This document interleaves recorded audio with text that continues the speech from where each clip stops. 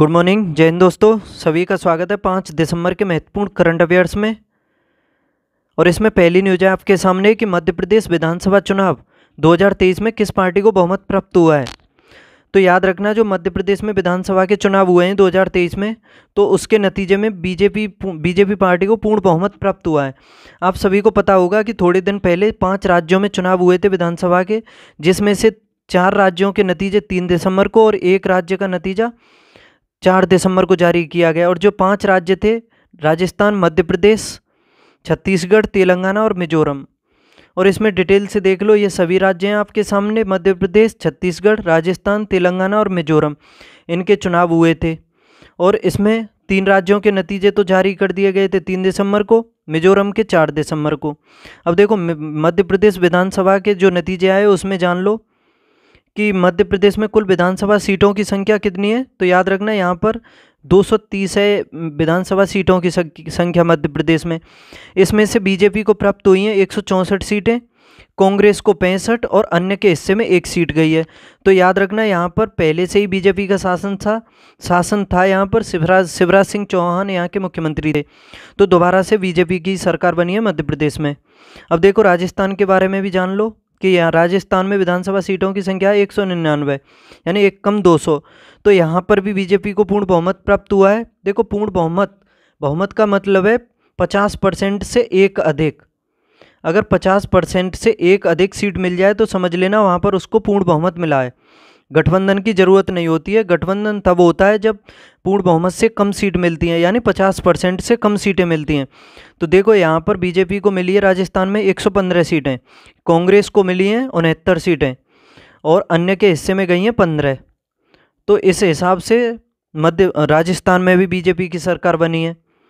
और राजस्थान के बारे में एक मत अधिकतर प्रचलित है, सभी को जानकारी होगी कि अधिकतर यहाँ पर 5 साल के बाद सरकार चेंज होती रहती है। और इस टाइम राजस्थान में कांग्रेस की सरकार है, अशोक गहलोत वहाँ के मुख्यमंत्री हैं।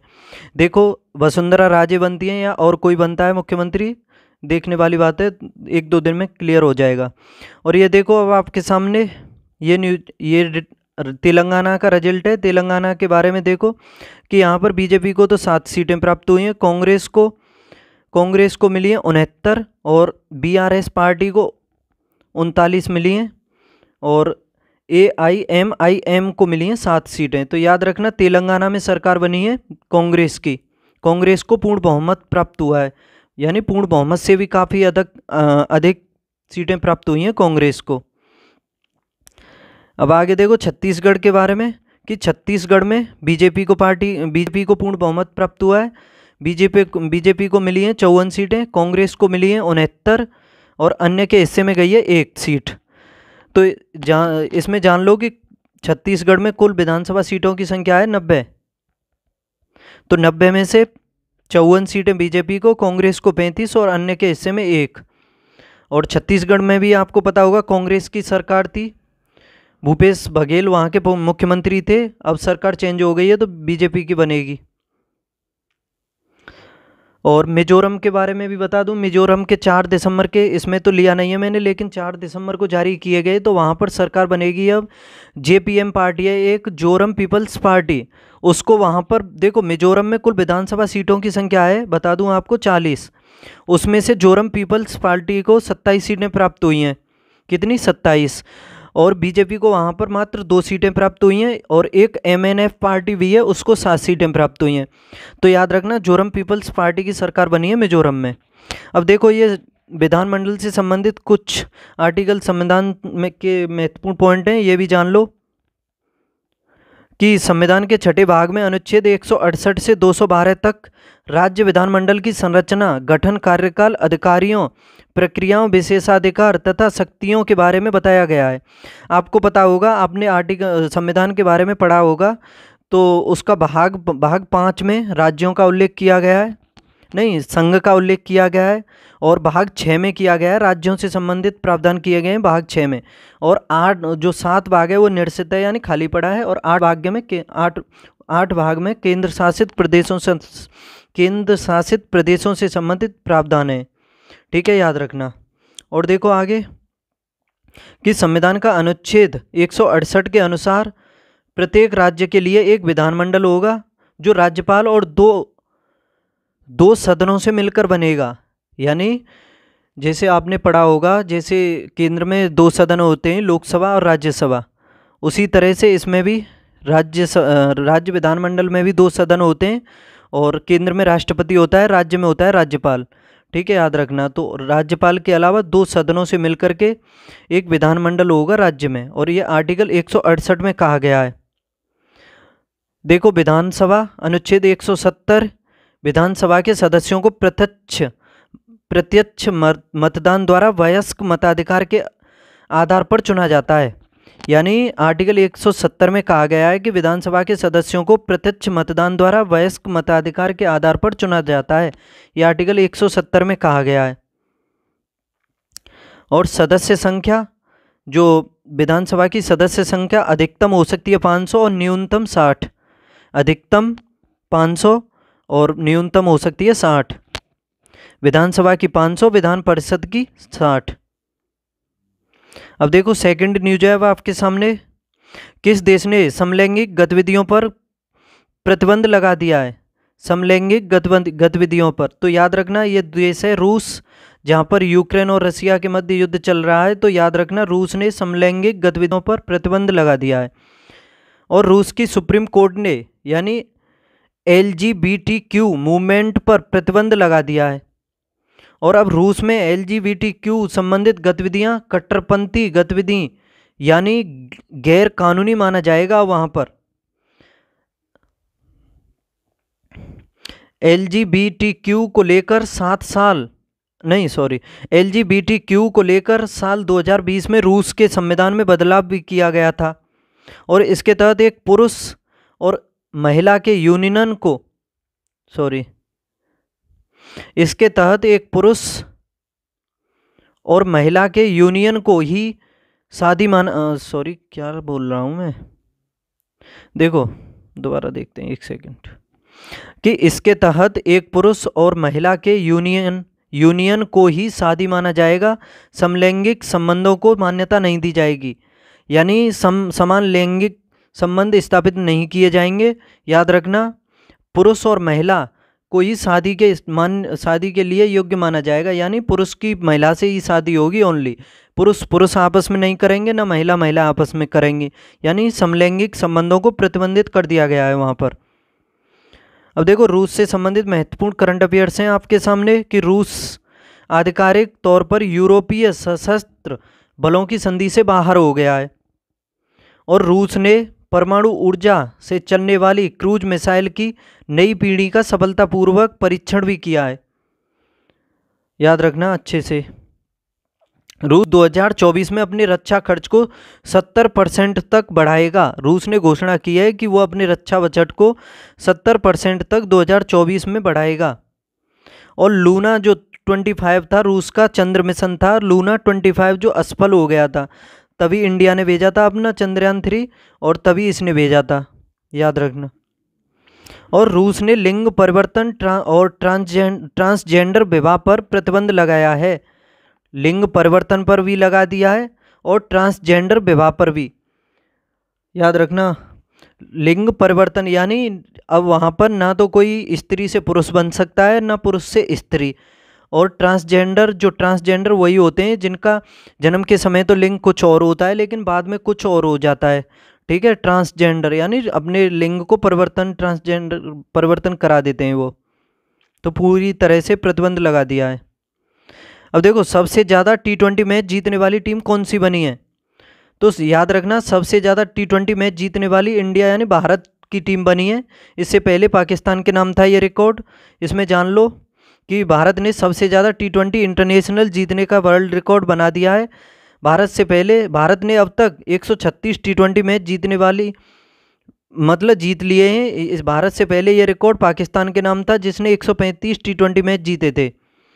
और इसमें एक और न्यूज़ है आपके सामने कि ऋतुराज गायकवाड़ ने अब भारत के लिए सबसे तेज 4000 T20 रन बनाने का रिकॉर्ड भी अपने नाम कर लिया है। और उन्होंने ये उपलब्धि 116 पारियों में हासिल की है। इससे पहले ये रिकॉर्ड KL राहुल के नाम था, जिन्होंने मात्र 117 पारियों में 4000 रन पूरे किए थे, और इन्होंने 116 पारियों में कर लिए है ये। अब देखो बीसीसीआई है जो भारत का क्रिकेट कंट्रोल बोर्ड है, Bharat cricket control board, Bharat का जो बोर्ड है उसके बारे में जान लो कि इसकी स्थापना हुई थी दिसंबर 1928 में और इसका मुख्यालय मुंबई महाराष्ट्र में है और इसके अध्यक्ष हैं इस टाइम रोजर बिन्नी और इसके उपाध्यक्ष हैं राजीव शुक्ला और सचिव हैं इसके जय शाह। और दुनिया का सबसे ये जो बोर्ड है भारत का, ये दुनिया का सबसे बड़ा बोर्ड भी है, यानी सबसे अमीर बोर्ड भी है।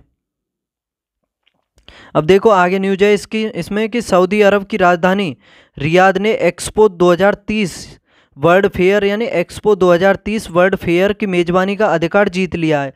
सऊदी अरब में 2030 में वर्ल्ड फेयर यानी एक्सपो 2023 वर्ल्ड फेयर का आयोजन किया जाएगा सऊदी अरब में। और इस एक्सपो का आयोजन रियाद में अक्टूबर 2030 और मार्च 2031 के बीच किया जाएगा, याद रखना। अब देखो 2023 के प्रमुख सम्मेलन हैं, इसके बारे में जान लो कि जैव ऊर्जा शिखर सम्मेलन 2023 ये नई दिल्ली में हुआ है। वैश्विक बौद्ध शिखर सम्मेलन 2023 में ये भी नई दिल्ली में हुआ है। वैश्विक बौद्ध शिखर सम्मेलन 2023 में नई दिल्ली में, जैव ऊर्जा शिखर सम्मेलन भी नई दिल्ली में और G20 शिखर सम्मेलन 2023 का भी नई दिल्ली भारत में हुआ है। और 7वां अंतर्राष्ट्रीय धम्म सम्मेलन ये भोपाल में मध्य प्रदेश की राजधानी में हुआ है, 7वां अंतर्राष्ट्रीय धम्म सम्मेलन। और ब्रिक्स शिखर सम्मेलन 2023 में ये जोहान्सबर्ग अफ्रीका में हुआ है, दक्षिण अफ्रीका में जोहान्सबर्ग में ब्रिक्स का सम्मेलन। देखो ब्रिक्स का जो सम्मेलन होता है इसके नाम के अकॉर्डिंग ही होता चलता है, जैसे अब हुआ है साउथ अफ्रीका में तो 2024 में ब्राज़ील में होगा, 25 में रसिया में और 27 में इंडिया में, इसी हिसाब से चलता रहता है इसका क्रम। और देखो G20 शिखर सम्मेलन 2023 का आयोजन हुआ है जापान में।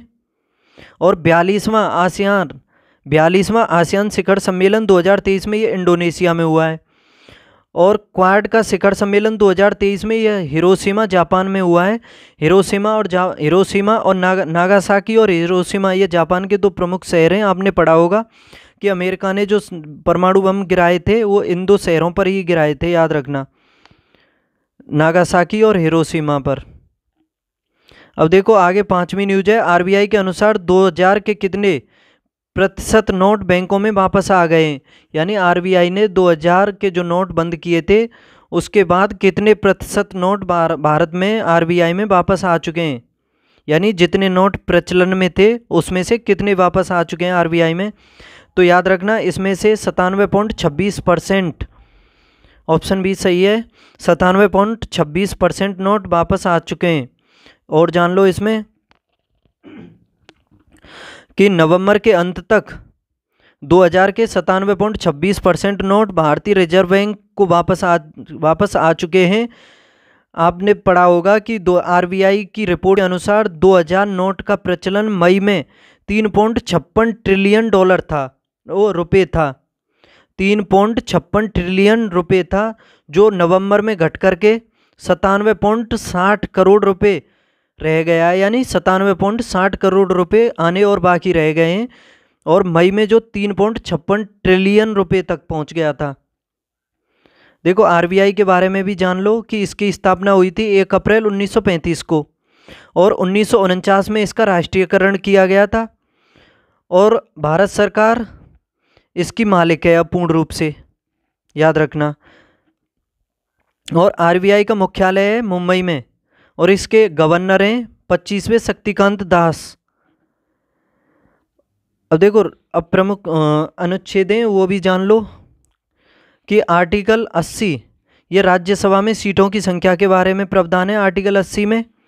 और पंचायती राज संस्थाओं के बारे में आर्टिकल 243 से 243 ओ के, यानी आर्टिकल 243 से लेकर के 243 ओ में पंचायती राज संस्थाओं के बारे में प्रावधान किए गए हैं।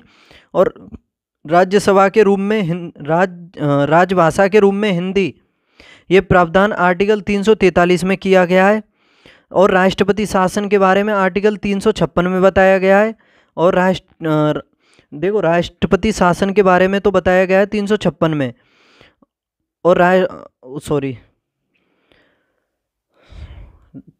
उसमें राष्ट्रपति शासन हो गया 356, वित्तीय आपातकाल हो गया 360 और 352 बताया गया है जो पूरे देश के लिए लगता है राष्ट्रीय आपातकाल। ठीक है, याद रख लेना।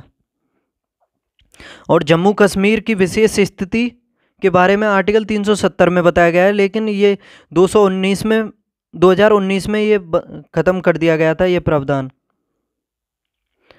अब देखो 2023 की प्रथम महिलाओं के बारे में जान लो कि देश की पहली एयरपोर्ट महिला फाइटर बनी है, फायर फाइटर, ये दिशा नाइक बनी है, देश की पहली एयरपोर्ट महिला फायर फाइटर। और सऊदी अरब की पहली महिला अंतरिक्ष यात्री बनी है ये रैयाना बरनावी। आईसीसी मेंस T20 अंतर्राष्ट्रीय क्रिकेट में अंपायरिंग करने वाली पहली महिला बनी है, न्यूजीलैंड की है जिम कॉटन। आगे देखो, छठवीं न्यूज है आपके सामने। आर सुब्बालक्ष्मी कौन थी जिनका हाल ही में निधन हो गया है? आर सुब्बालक्ष्मी, तो याद रखना जो आर सुब्बालक्ष्मी थी ये फेमस एक्ट्रेस थी और इनका हाल ही में निधन हो गया है मात्र 87 वर्ष की आयु में। कहाँ पर? कोच्चि में, केरल के कोच्चि में। अभिनेत्री आर सुब्बालक्ष्मी का 87 वर्ष की आयु में कोच्चि में निधन हो गया। और ये संगीतकार और चित्रकार भी थी। उन्होंने लगभग 75 फिल्मों में अभिनय किया था। अब देखो जो प्रमुख निधन हुए हैं 2023 में वो भी समझ लो कि प्रसिद्ध मलयालम लेखक हैं पी वलसाला, इनका भी निधन हुआ। अमेरिका की पूर्व प्रथम महिलाएं रोजलिन कार्टन, इनका भी निधन हुआ। और फिल्म निर्देशक संजय गढ़वी का भी निधन हुआ 2023 में। तेलुगु अभिनेता चंद्रमोहन का भी निधन हुआ। भारतीय कवि गिवे पटेल का भी 2023 में निधन हुआ। अब देखो 7वीं न्यूज है, IDRCL के अध्यक्ष कौन बने? IDRCL के अध्यक्ष तो याद रख लेना ये बने नारायण शेषाद्री IDRCL के अध्यक्ष बने। और ये दिवाकर गुप्ता के इस्तीफे के बाद नारायण शेषाद्री भारत ऋण समाधान कंपनी लिमिटेड यानी IDRCL के अध्यक्ष बने। सॉरी, आगे पीछे हो गया न्यूज।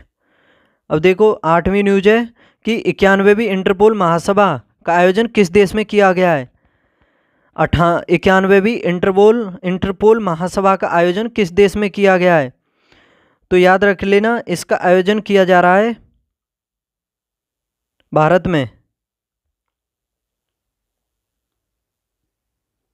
91वीं इंटरपोल महासभा का आयोजन कहाँ पर? भारत में। देखो डिटेल से देखते हैं कि 91वीं इंटरपोल महासभा में दुनिया भर के वरिष्ठ पुलिस अधिकारियों ने भाग लिया है और अंतर्राष्ट्रीय संगठित अपराध और वर्तमान में उभरते खतरों पर इसमें चर्चा की जा रही है।